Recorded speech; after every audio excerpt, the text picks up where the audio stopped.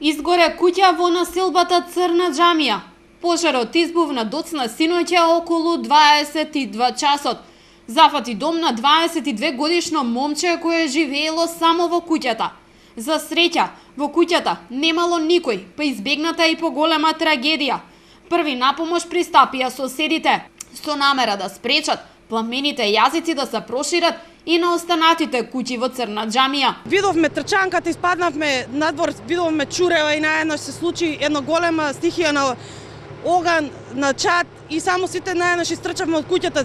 Во населението сме сите со скоро постари куќи, ако вивнеш огинот, отидовме целото мало. Почнаа да интервенираат нашите комши со црева дока дојде пожарникарната единица. Пожарникарната единица дока стаса првен со едно возило, после наеднаш дојдоа повеќе и почнаа да ни помагаат. Јас во тој момент слушав с телевизија, гледав и слушав вода. Ја мислев некој паднал у несвест. Кога гледам од џамот мој се гледа цел дим. На местото на несреќата интервенираа неколку возила на противпожарната единица.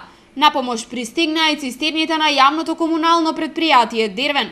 Брзата интервенција на пожарникарите не дозволи пожарот да ги зафати околните куќи. За време на интервенцијата на местото беа присутни и градоначалникот Чадиев и пратеникот Илија Димовски. Мора да се многу внимава затоа што многу куќи имаме една до друга наредени тука, спојници, таква е конституцијата на градот. Воопшто, меѓутоа, сепак сме тука да бидеме заедно со граѓаните, да видиме што е и причината за пожарот. Тука се и полицијата, тука се противпожарните служби. Службите се на ниво, во брзо време интервенирано и мислам дека сето ова ќе помине без некакви посериозни последици. Ние и во минатиот период во вакви делови од градот сме гледале вакви интервенции, мислам дека овој пат да речеме од целата несреќа и малце полесно ќе помине. Полицијата направи увид на местото каде се случи пожарот.